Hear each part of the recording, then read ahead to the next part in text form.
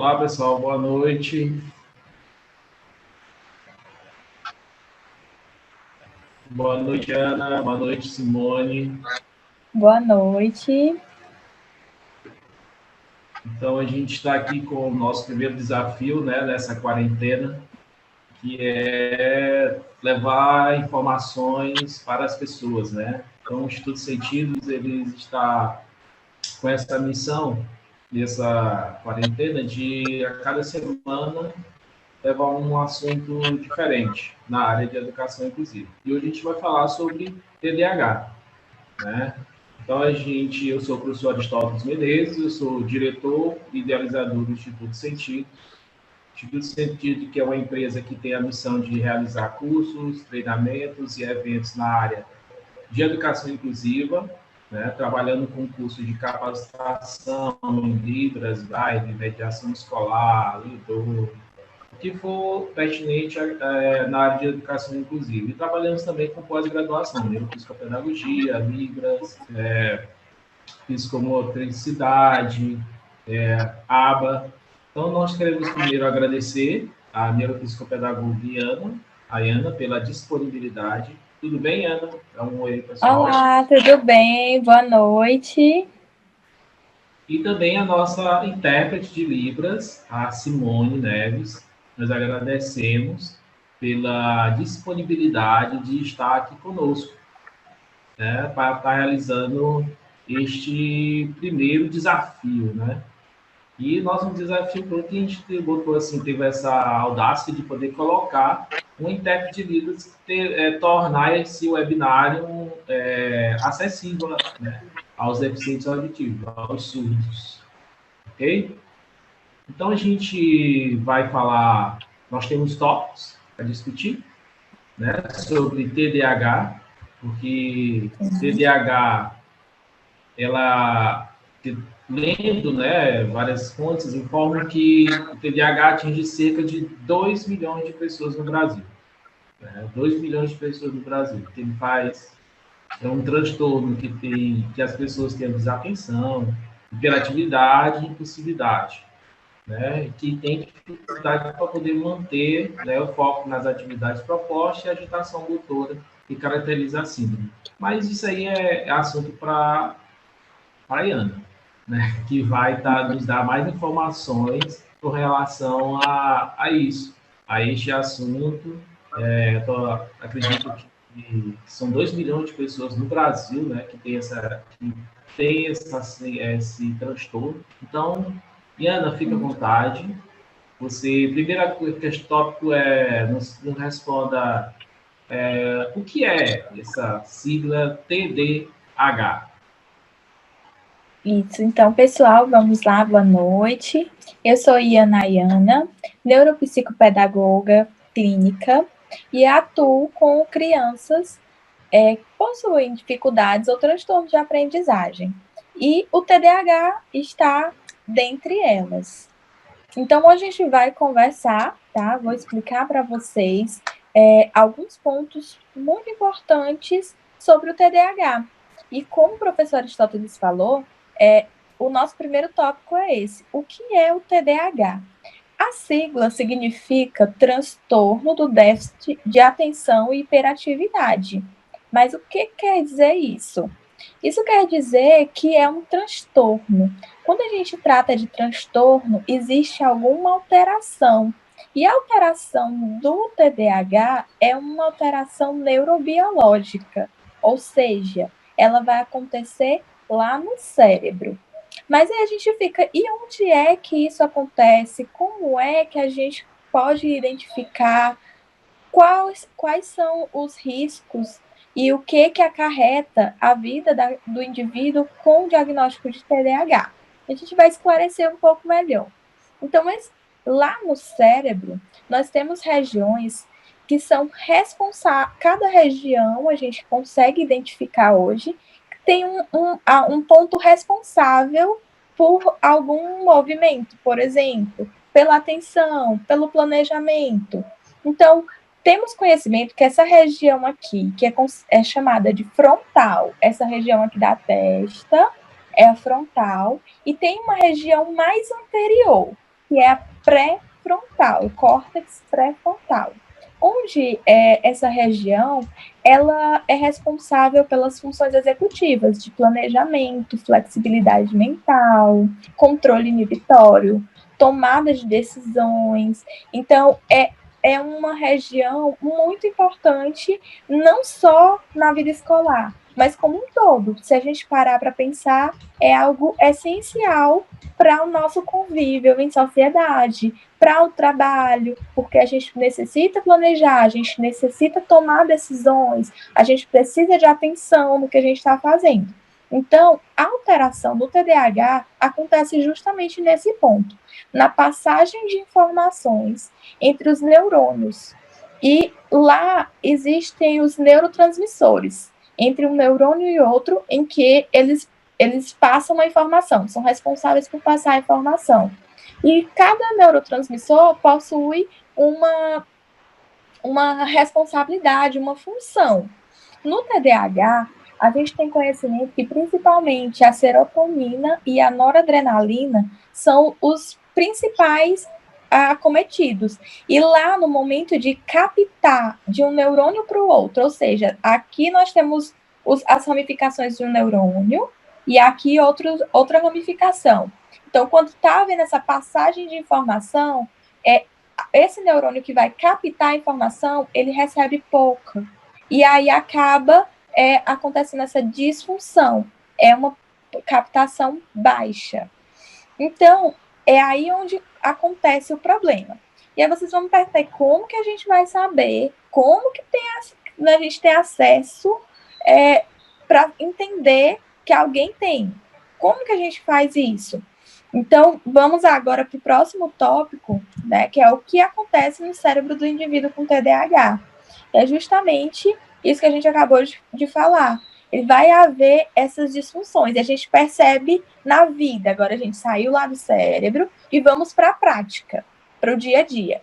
Aquela pessoa que é muito agitada, uma pessoa que ela perde o foco, a concentração com facilidade, que não consegue finalizar atividades, que muitas vezes tem uma excelente oratória, um bom, vamos dizer assim, desenvolvimento, mas que no momento de uma prova, de um teste, ou na vida escolar, está tendo um baixo rendimento, mesmo sabendo de todo aquele conteúdo. Então, são alguns pontos que a gente pode observar e que a gente sabe que, no decorrer da nossa vida, todos nós passamos por isso. Não só essas pessoas, mas o que vai diferenciar o transtorno para o que a gente diz dentro do típico, né, é justamente a intensidade e o prejuízo que leva para a vida desse indivíduo. Então, na escola, geralmente é onde a gente observa primeiro essas diferenças. Por quê?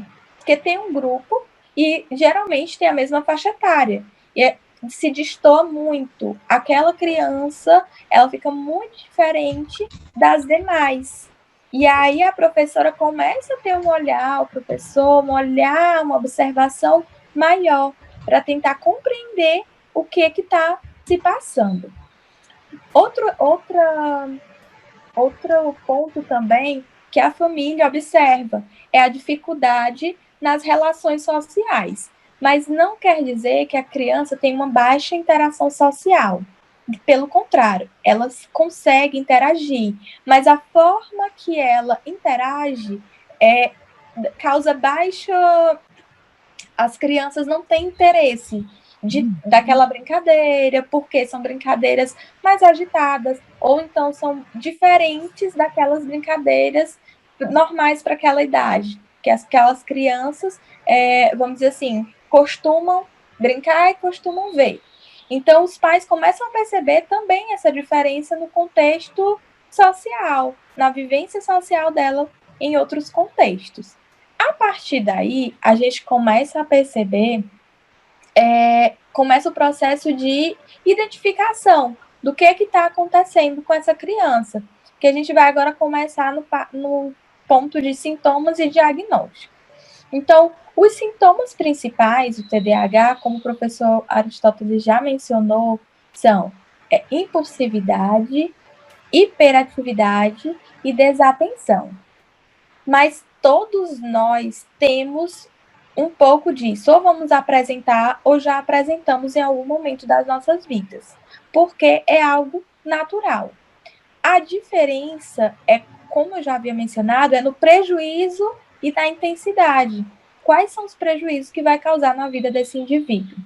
Então, para isso, foi criado o a Associação Americana de Psiquiatria criou o DSM-5, que é um livro manual diagnóstico, justamente para elencar e para uniformizar todos esses sintomas. E lá ele apresenta vários, são 9 para cada tópicos, e o médico, né, o neuropediatra, vai ter acesso ao DSM e a contato com a família, para identificar quais desses sintomas ele consegue visualizar no contexto da casa, por exemplo. Então, muitas vezes, a gente também tem que deixar claro um pontinho agora do momento desse diagnóstico. No momento do diagnóstico, antes de tudo, existem exames, já existe um exame, só que é um exame muito caro e que a gente pode conseguir pelo rastreio. Então, ele quase não é utilizado, pelo menos eu não tenho conhecimento aqui da região de pessoas que utilizam. Geralmente, o diagnóstico é clínico e com equipe multiprofissional. Os sintomas são os 3 que eu já falei para vocês, mas como que eles se apresentam? A hiperatividade. Lá na idade dos menorzinhos, de 2, 3 anos, eles têm como fator de desenvolvimento mesmo essa dificuldade, por exemplo, de controle inibitório, que é o quê? De conseguir controlar os impulsos. Então, e também de agitação, que até muitos estudos mostram que para aquela idade eles precisam passar por esse processo porque eles estão descobrindo, explorando. Então, há uma linha muito tênue aí. A gente precisa entender que aquelas crianças pequenas que são muito agitadas, e eu falo isso porque eu recebo em consultório vários pais de crianças com essa idade, e ela não está demonstrando nada de diferente do desenvolvimento, só que é natural que ela explore o ambiente, tenha curiosidade de mexer em algumas coisas que talvez não devem, como os pais chegam, bagunça tudo, mexe em tudo, mas até que ponto isso está sendo prejuízo ou está sendo algo para o desenvolvimento dela, para conhecer? Então, começa nesse momento. A criança com TDAH, geralmente, ela é diagnosticada e é mais visível todos esses sintomas justamente quando ela chega na escola, nos primeiros anos e quando está entrando no processo de alfabetização, de 5, 6 anos. E começa a impulsividade ser algo mais presente, a hiperatividade também, sendo que as crianças dessa idade tendem a diminuir o nível de hiperatividade e de impulsividade. E as atividades na educação infantil são atividades lúdicas, são atividades de desenvolvimento psicomotor. Então, a criança, na questão da agitação, da hiperatividade, fica meio camuflada. Quando ela vai modificando as séries e essa agitação vai diminuindo, vai tendendo a diminuir no desenvolvimento típico, fica mais perceptível para as pessoas que estão dentro de sala de aula observarem. E as atividades passam a ser atividades bem mais direcionadas, que precisam de manter o foco por mais tempo, a atenção.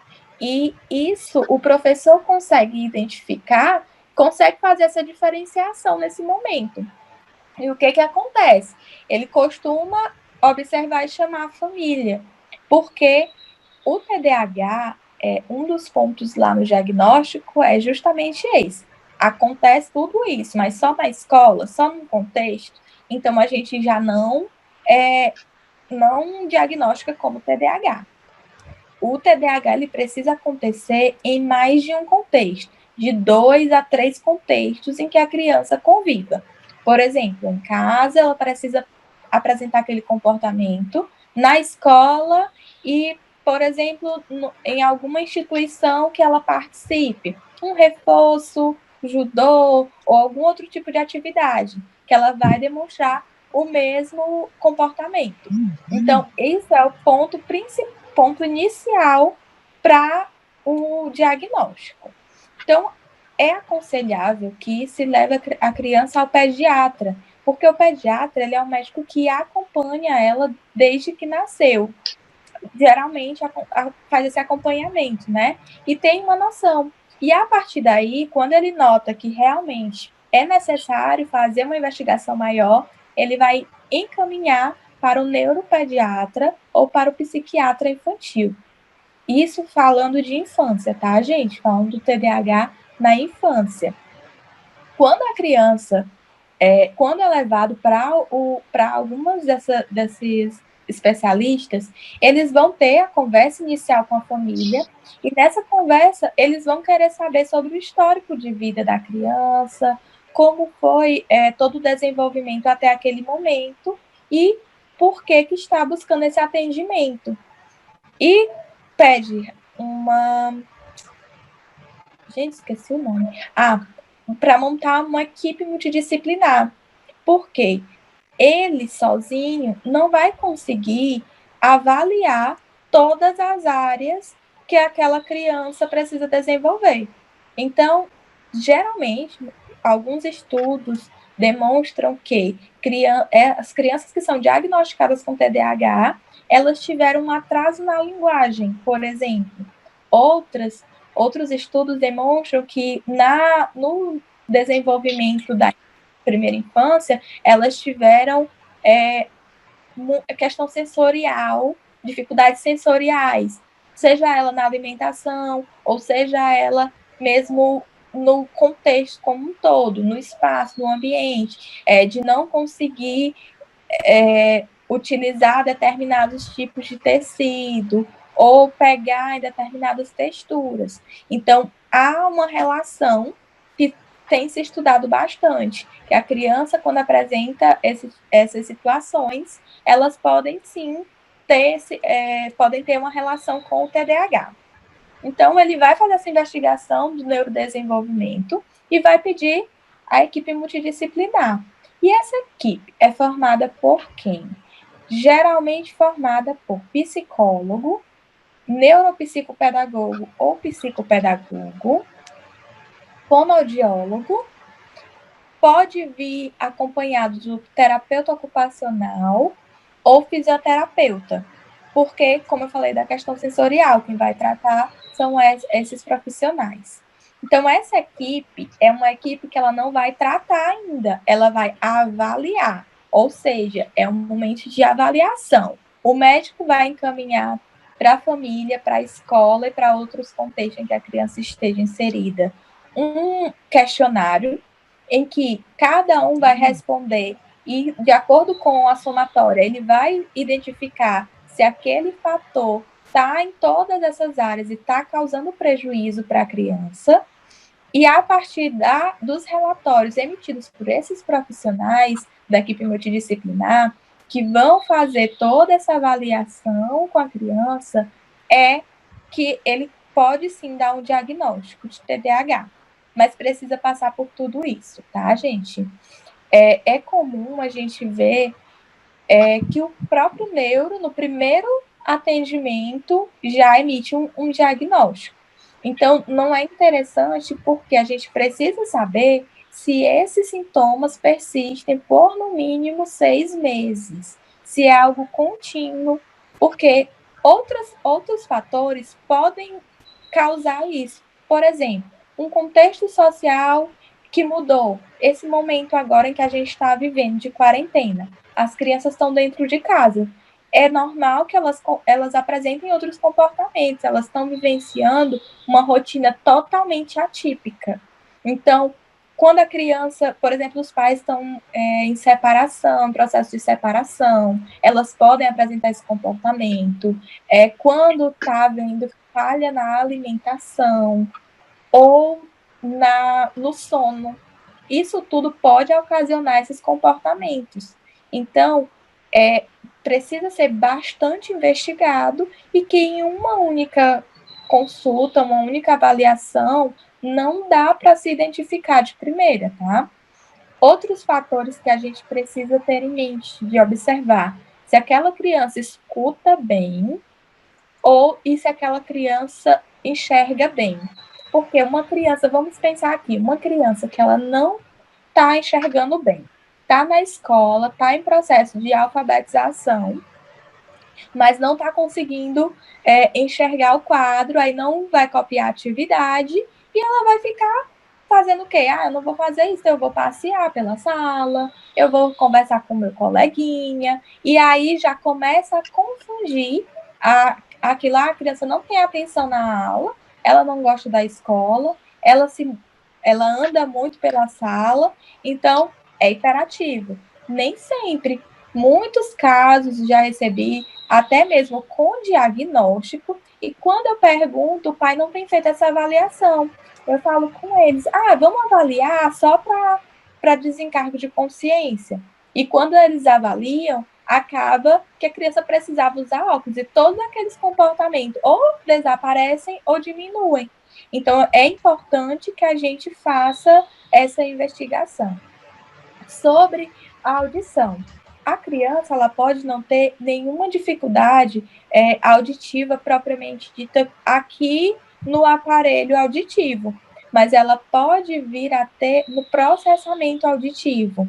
E as dificuldades do processamento auditivo, do distúrbio do processamento auditivo, eles geralmente são muito parecidos, os sintomas são muito parecidos com o TDAH, principalmente o do tipo predominantemente desatento, em que a criança, ela, no processamento auditivo, a informação passa normalmente pela audição, mas quando ela vai ser processada no cérebro, há perca de informação.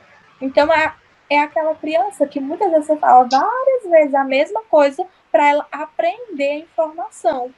E aí fica muito, muito parecido com o momento em que a criança está desatenta em sala. Não, mas é porque ela é desatenta. E ela não é desatenta, ela não conseguiu captar a informação, então não tem como ela responder algo que ela não conseguiu captar. E acontece, são os casos mais comuns que eu vejo em erro de diagnóstico. Então, é sempre importante fazer esse rastreio inicial, excluindo outros transtornos, para a partir daí se confirmar o diagnóstico de TDAH. Quando esse diagnóstico é confirmado, existem os subtipos, que são subtipos predominantemente desatento, que a hiperatividade e a impulsividade não são tão atenuantes quanto a desatenção. A desatenção é maior. É aquela criança que ela é tímida, aquela criança que geralmente não conversa muito na aula, que os professores falam, mas ele não me dá trabalho. Mas só que no rendimento, ele não está conseguindo compreender os conteúdos que estão sendo passados. Então, o tipo predominantemente desatento, há registros e estudos de que eles demoram mais para ser diagnosticado. Por quê? Nos primeiros anos de vida, a família, ela acompanha a criança, ela precisa de um suporte muito maior para as crianças no fator escolar, nas atividades escolares do seu dia a dia. Quando eles vão aumentando a série, no caso, terceiro ano, quarto ano do ensino fundamental, os pais vão dando autonomia para que ele consiga estudar sozinho, para que ele já tenha responsabilidade com seus estudos. E o que acontece? O rendimento começa a cair. Por quê? Porque a criança ela tinha um suporte antes e aquele suporte era essencial para ela conseguir compreender. Ela sozinha não dá conta. Ela precisa de algo para ajudá-la. E aí é que começa a investigação. Ou seja, terceiro, quarto ano, 9, 10, são crianças de 9 e 10 anos. Então, crianças dessa idade, elas já tiveram um prejuízo de praticamente 10 anos, que poderia ter sido amenizado caso fosse diagnosticado antes, né? No tipo hiperativo e possível, que é o que a gente chama de clássico.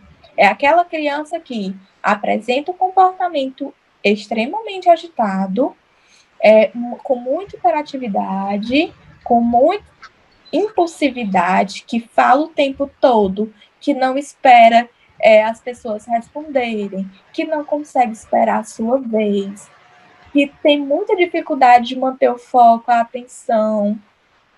E esse é o tipo clássico.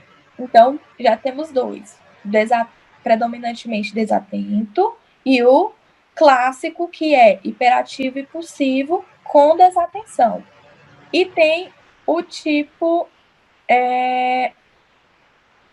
ai, meu Deus, que é hiperativo e impulsivo, sem a desatenção. Ah, Iana, quer dizer que tem um deles que não tem desatenção? Não é isso. Todos apresentam os três sintomas. Só que a desatenção não é tanto quanto a hiperatividade e a impulsividade, tá?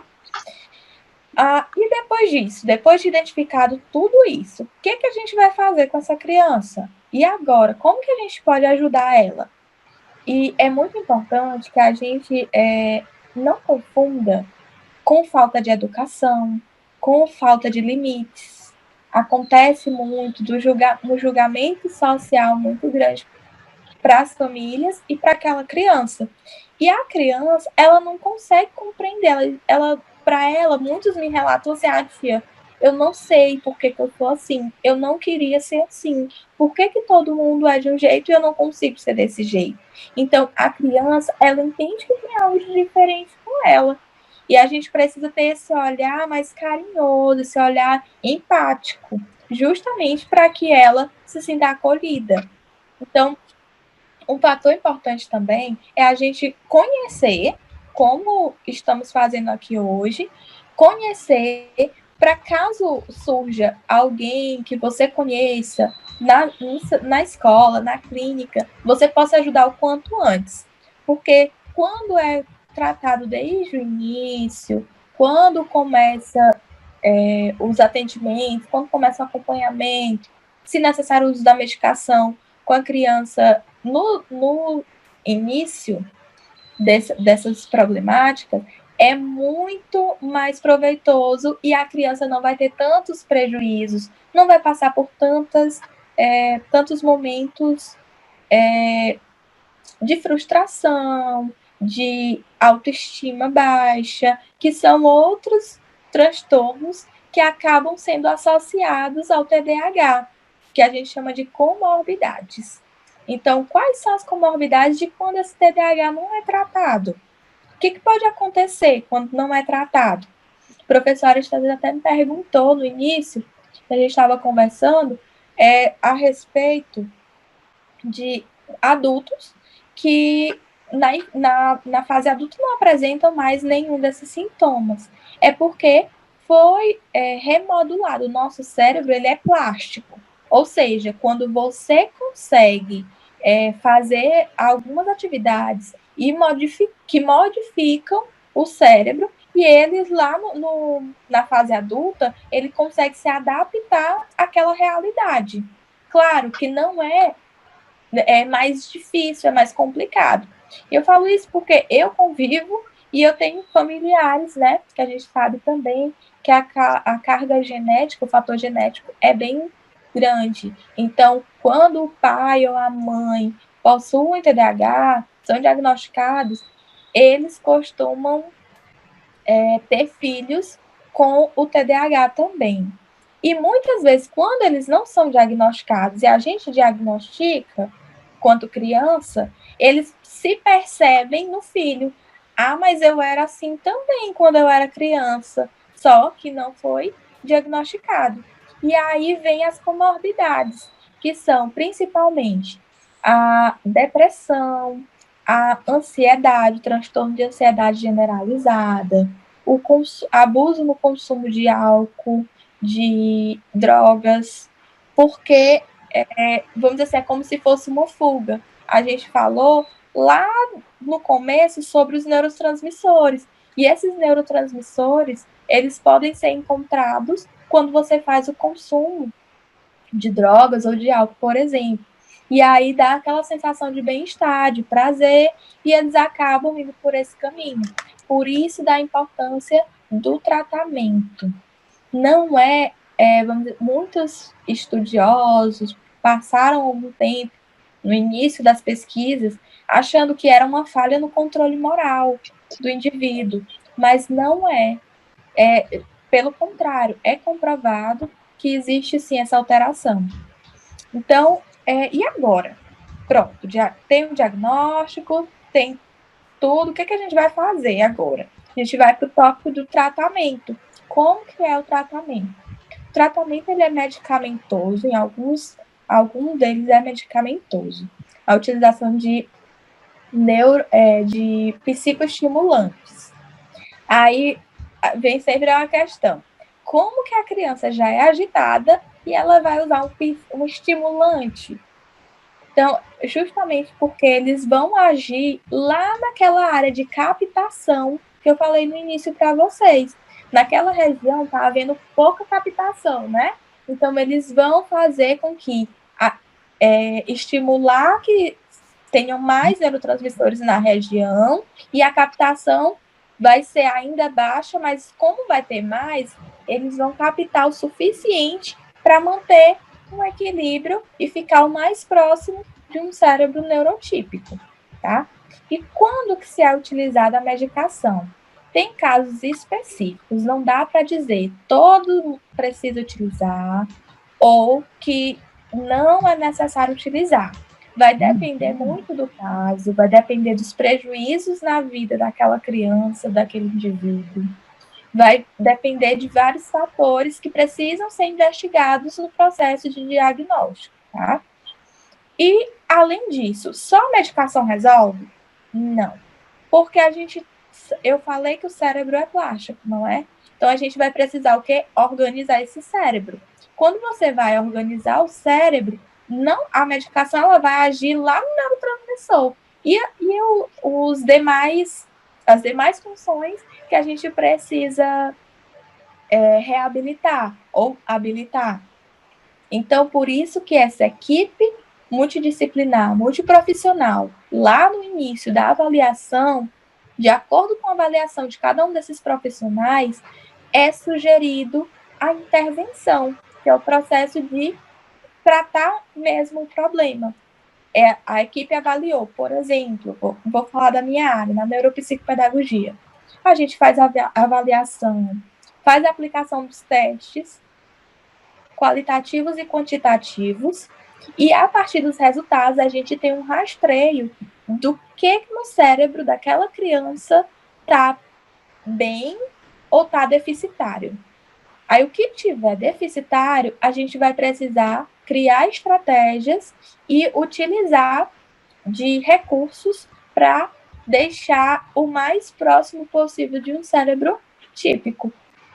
E aí, essa parte é a parte de intervenção. É o tratamento, é o criar estratégias, é saber onde é que está. Vamos lá agora para os objetivos. Cognitivamente falando, né? Que eu trabalho com a parte da aprendizagem. Então, a fono vai trabalhar a área da linguagem. A linguagem já está desenvolvida no nível da idade e no desenvolvimento dentro da idade, tá, ok, então não vai precisar do acompanhamento com a fono.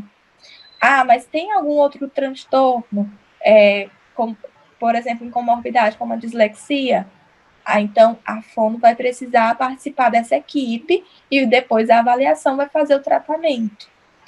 É também muito... Alguns agora estão vindo com diagnóstico com DEPAC, comorbidade com DEPAC.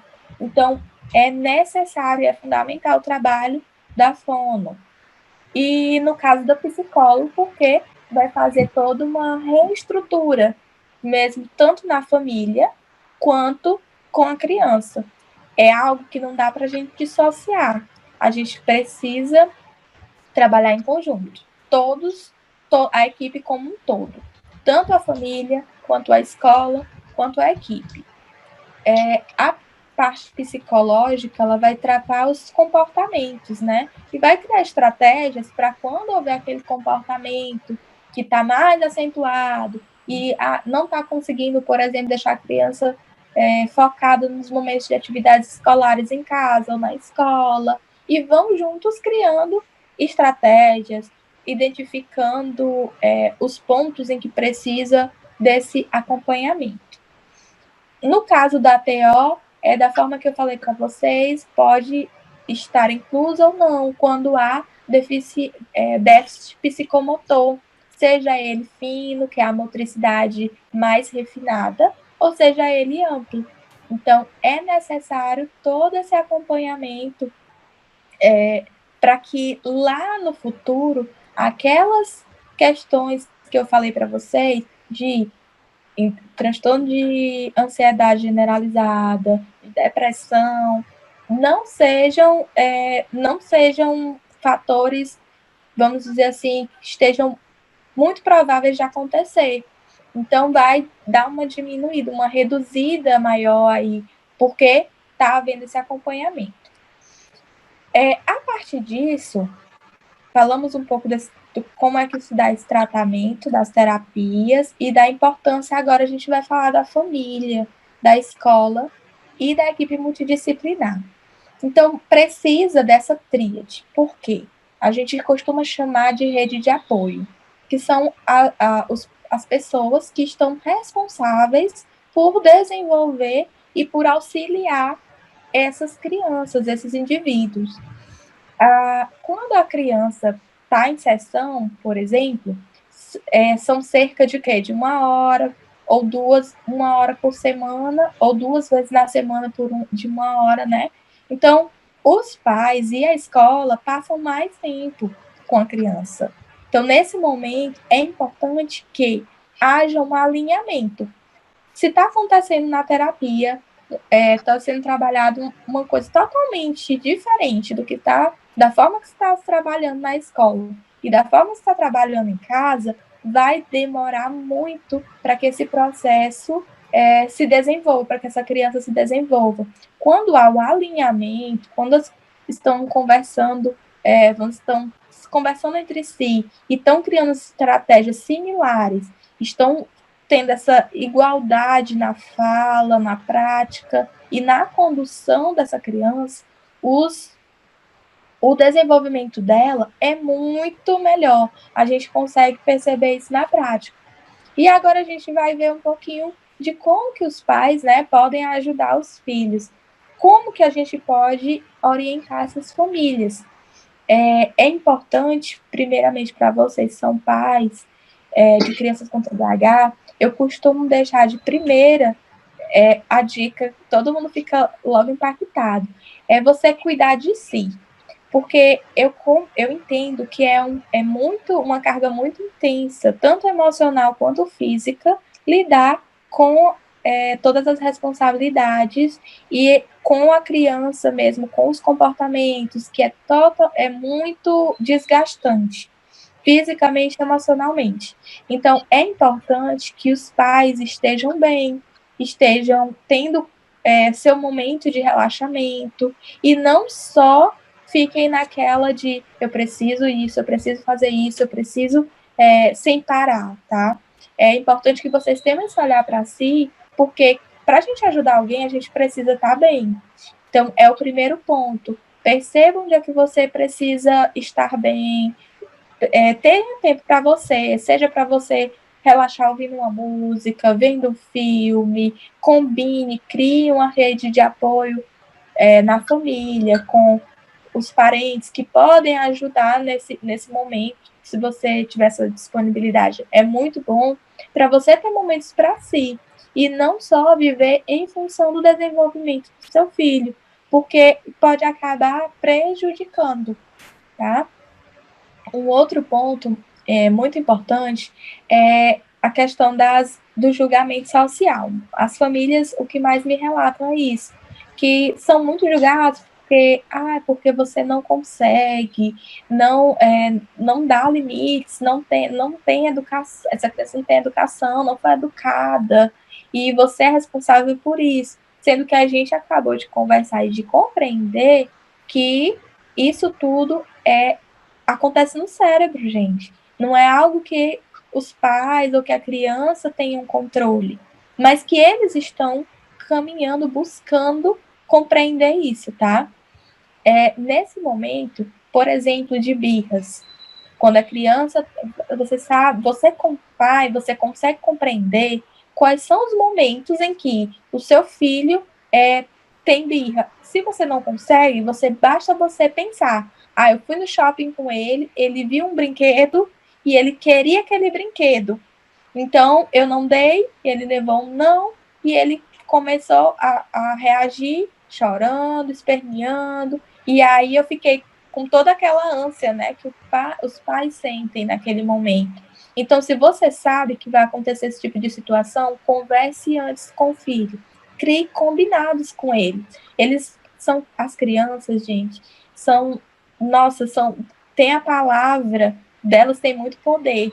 A palavra é algo muito forte para as crianças. Quando você dá a sua palavra para elas, elas confiam naquilo que você falou, da mesma forma que você vai confiar no que ela vai falar, porque vamos dizer, é uma troca, é simultâneo. Então, quando você cria um combinado com ela, hoje nós vamos ao shopping, nós vamos fazer. Você tem duas opções. Você pode lanchar, brincar ou ganhar um brinquedo, lanchar e ganhar um brinquedo. Qual opção você quer? E é sempre importante deixar a criança participar desse processo de escolha, porque a gente também tende a fazer tudo e não pensar na rotina dela. Muitas vezes a criança vai fazer atividade e estava assistindo TV. Agora você vai fazer atividade. Pronto, desligou a TV, não terminou o desenho que ela estava fazendo. Então não é bem assim, combine, converse com ela, que aí ela vai conseguir entender. Quando você disser o não, se mesmo assim acontecer, depois você tem a oportunidade de falar, mas a gente não combinou? Quando a gente combina, da mesma forma que eu cumpro o que eu falo com você, o que a gente combina, eu gostaria que você cumprisse. Então, quando você cria essa relação, é muito mais fácil de lidar com as crianças. E isso eu estou falando até no geral mesmo, não só com as crianças com TDAH, mas que com elas funciona muito bem também, tá? Um outro ponto é nos momentos das atividades escolares, que é uma queixa muito intensa das famílias. No momento das atividades, converse com o professor para saber o que está sendo visto dentro de sala de aula e proporcione um ambiente adequado para aquela criança em casa.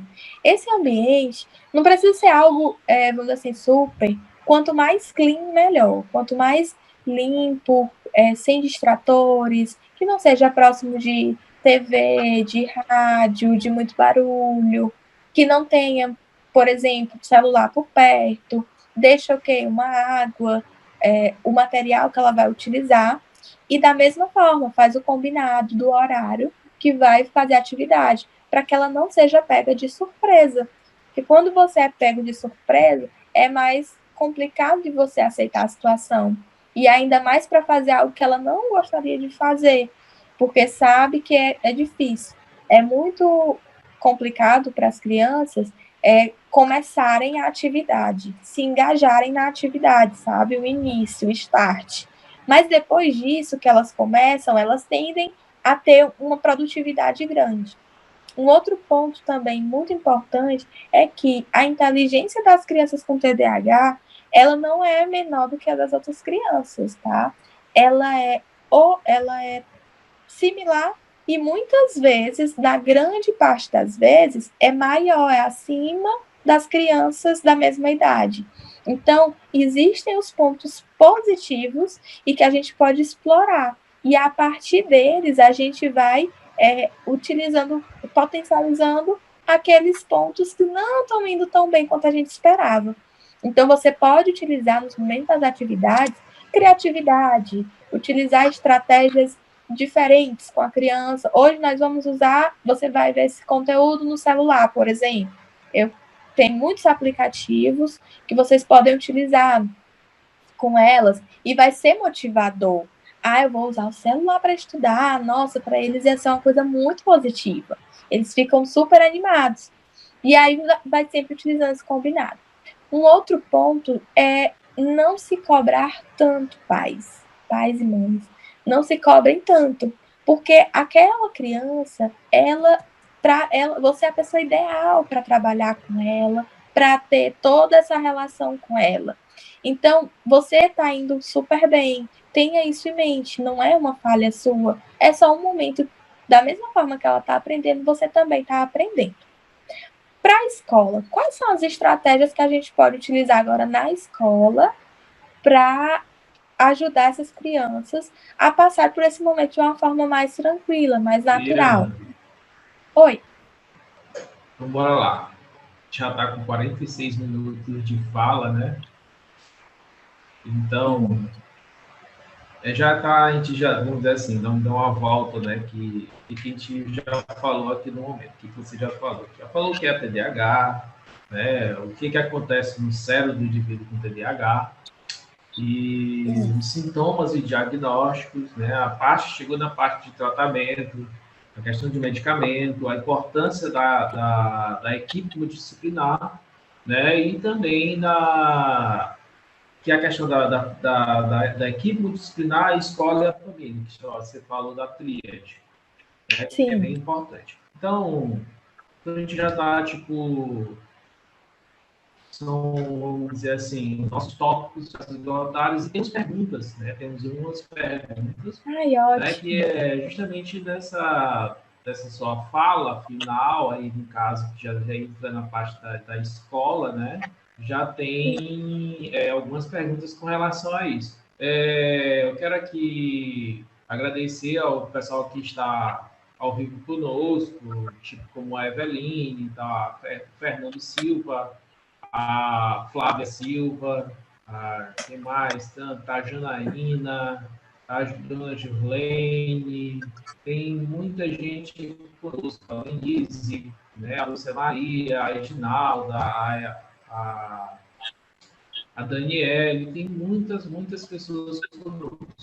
Então, quero agradecer a todos por estar conosco essa noite, né, e principalmente aos que contribuíram com perguntas, né? Vou estar aqui falando fazendo a primeira pergunta, que é a pergunta da Daniele Andrade, que ela perguntou o seguinte: qual a melhor forma de trabalhar com um aluno que tenha TDAH? Então, não existe uma fórmula mágica pronta, porque cada indivíduo é diferente. Mas existem algumas estratégias que a gente pode utilizar que isso vai, vamos dizer assim, nortear o seu trabalho.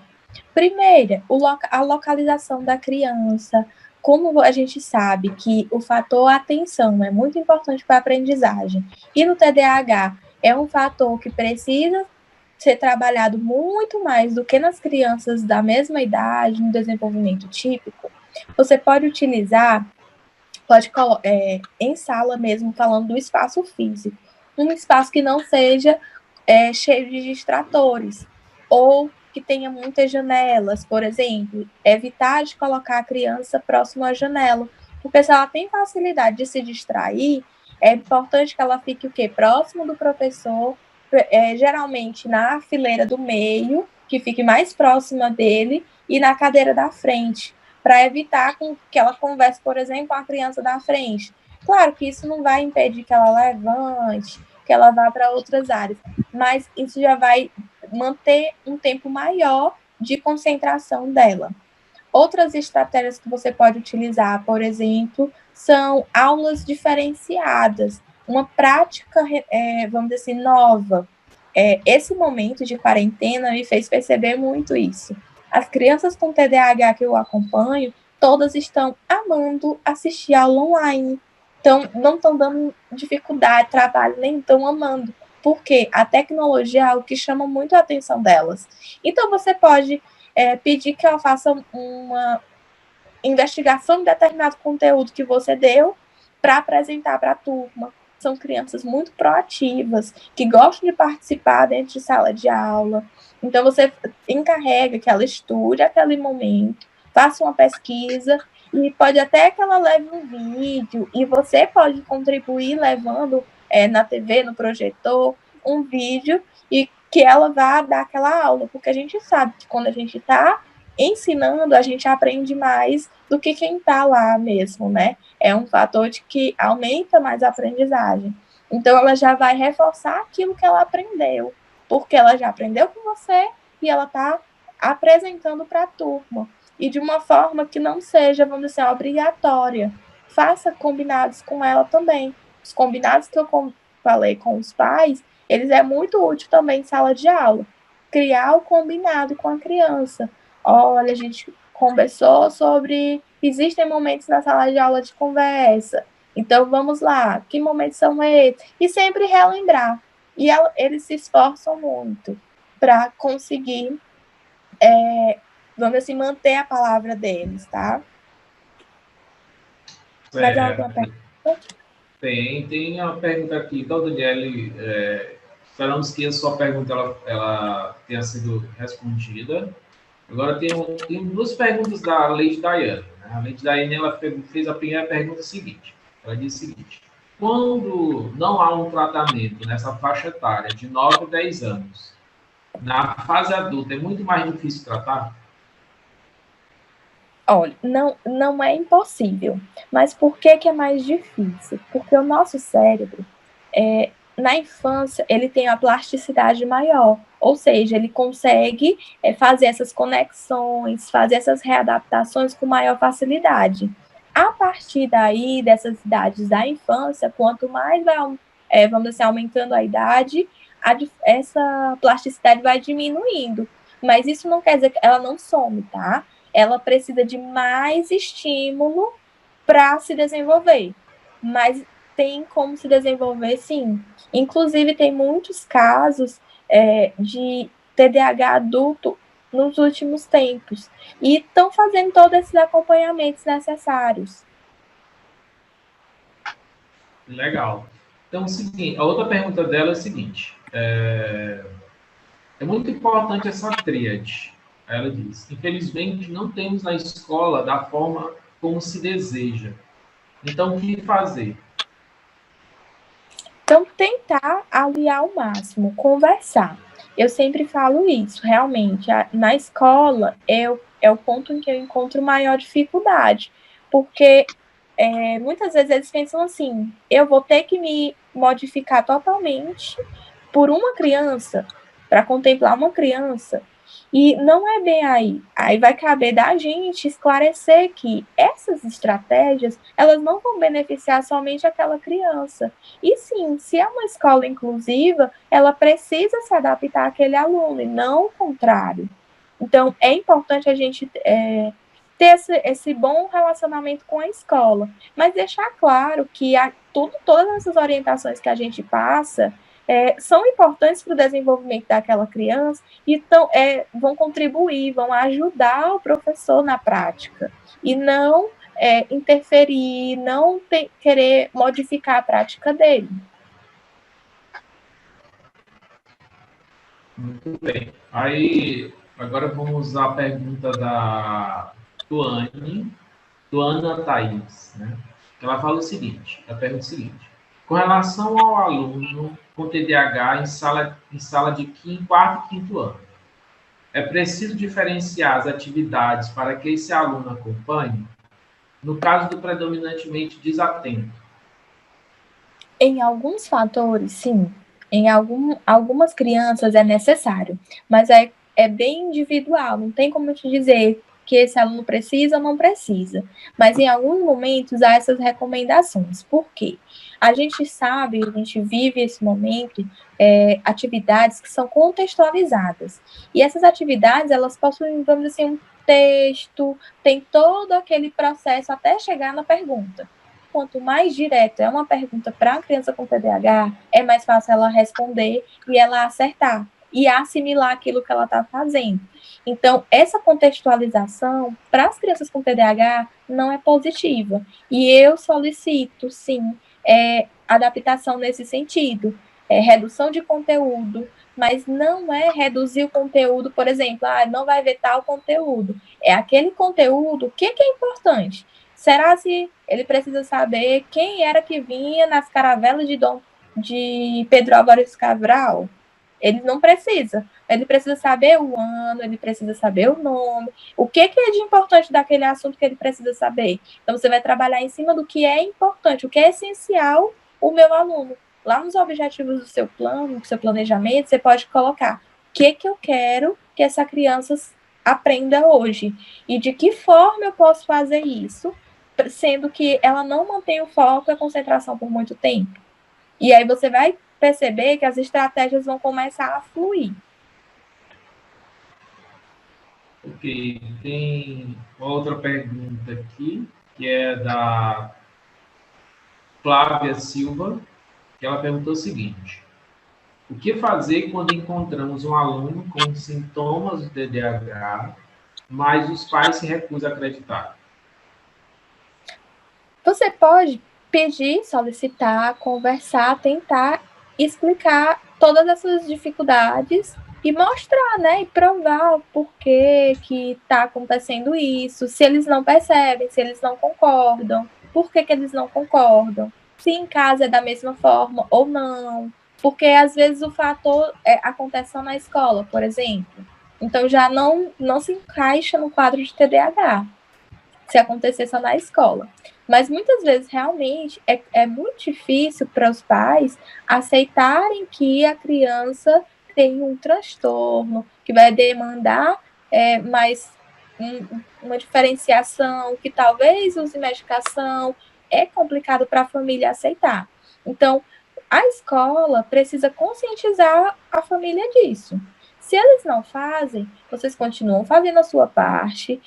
Se você conseguir, se você tem esse conhecimento, se você consegue criar estratégias, adaptar atividades e consegue desenvolver as competências que aquele aluno precisa ter no final do ano, por exemplo, precisa conhecer, então você está fazendo a sua parte.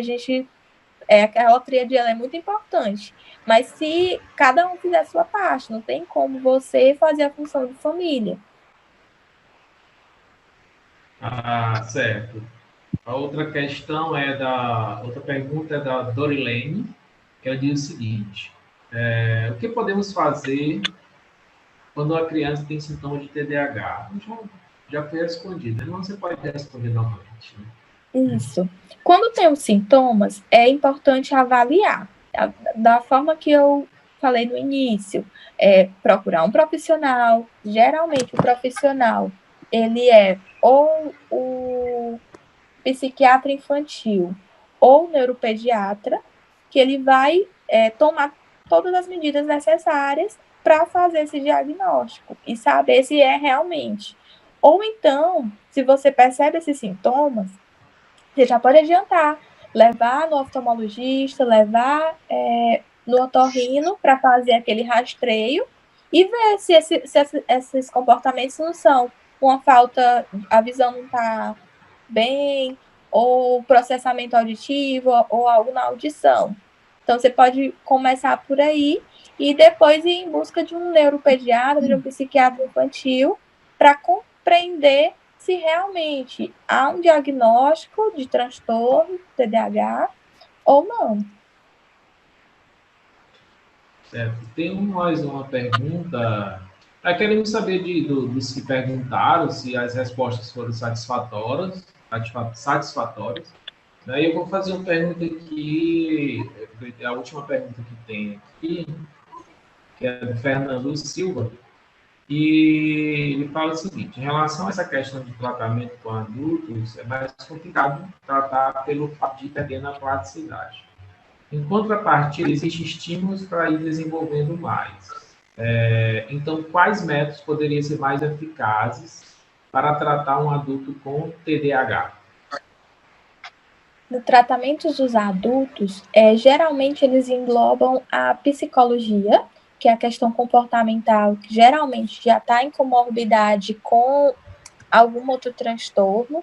Geralmente, como eu falei para vocês, ansiedade e depressão são os mais comuns. Então, o psicólogo ele é indispensável. E existem estudos que comprovam que a TCC, que é a terapia cognitivo-comportamental, ela é uma das mais indicadas no processo do TDAH como um todo, tanto infantil quanto no adulto. E isso não quer dizer que outras abordagens não sejam boas ou nada disso, né? Mas é porque os estudos comprovam que essa tem dado mais certo, mas vai do perfil de pessoa para pessoa. E as estratégias geralmente que são utilizadas, no caso pedagogicamente falando, também são essas. Com o tempo de estudo, rotina de estudo, adequação do material, começar a compreender, a criar estratégias de resumo, por exemplo, do conteúdo. Você vai resumir o conteúdo, depois que você resume, você vai utilizar daquele seu resumo, não vai ficar estudando várias e várias páginas que tem no livro.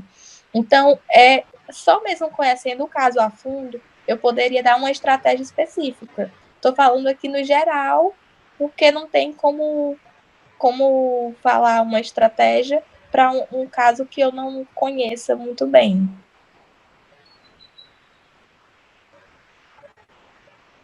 Bacana. Então, Ana, as pessoas estão dizendo aqui que as respostas foram satisfatórias, sim, que estão gostando demais da nosso primeiro webinário, nossa conversa aqui sobre TDAH. Ana, tem alguma relação, estava lendo sobre o assunto, né? Tem alguma relação entre TDAH, autismo e deficiência intelectual?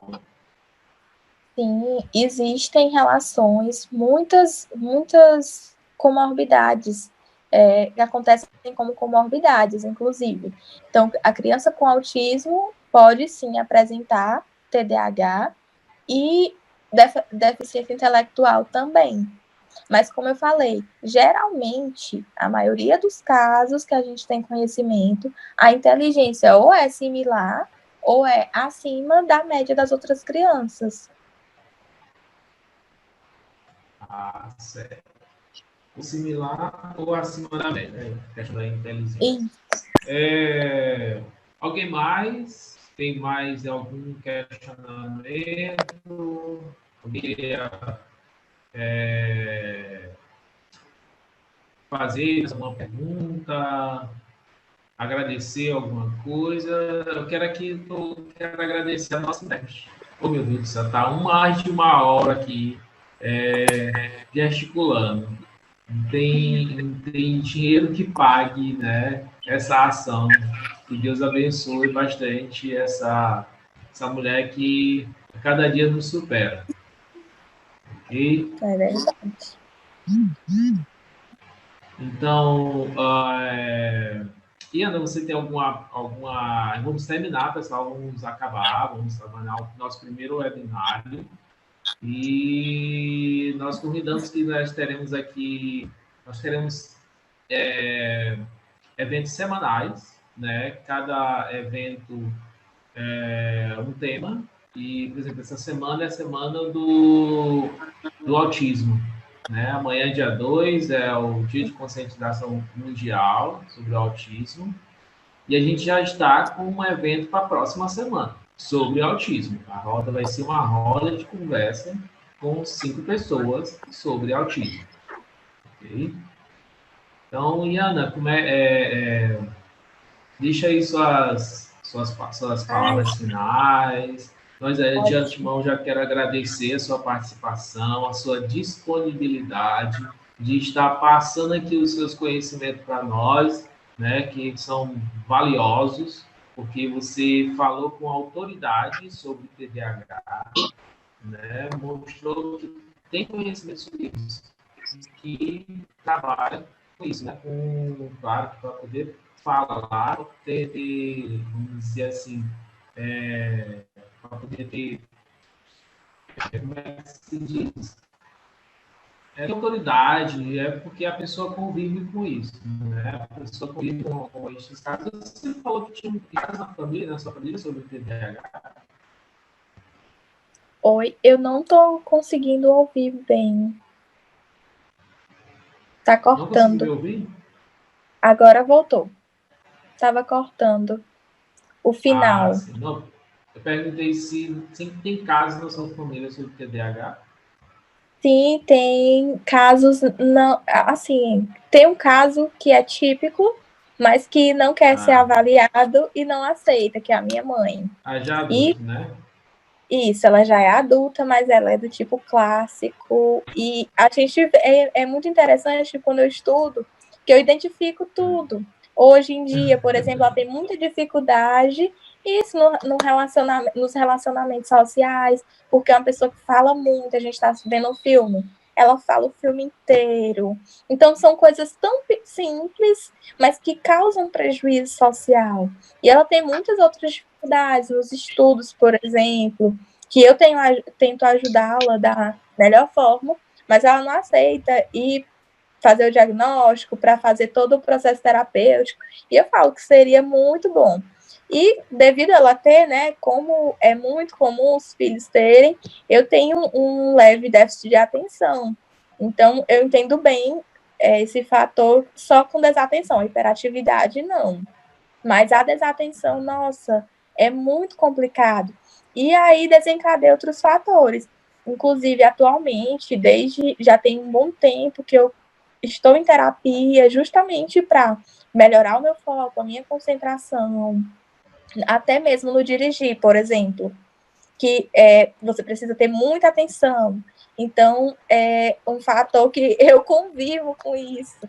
E fora que eu tenho muitos amigos que têm sim o diagnóstico, que têm trabalhado, que têm tentado.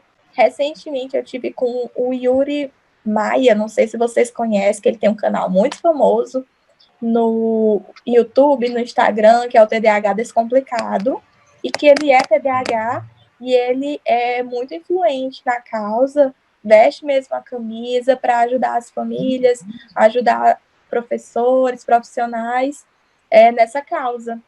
Então, é bem, é bem familiar mesmo. Legal. Então, uma dica aí, de canal também, né, para as pessoas seguirem, né? E TDAH Descomplicado, não é isso? isso, que é do Yuri Maia, tá? Ele é super Yuri acessível. Maia. Isso. E eu gostaria também de agradecer a oportunidade ao professor, a Simone, maravilhosa, né, nos ajudando com essa contribuição valiosíssima. E a todos que estão nos assistindo, obrigada pela presença. E também gostaria de deixar o meu Instagram, minhas redes sociais, vocês podem seguir. Se vocês fizeram Isso. alguma foto, algum print, vocês marcam lá o Instituto Sentidos, marca lá o meu @ no Instagram, que é ianaayana.neuropsicopedagoga. Vou anotar aqui, Porque é complicado. Iana, A com Y, Ayana, Ena, Isso, dois N, né? isso. Aí, psicopedagoga. Ponto, é? Ponto neuropsicopedagoga.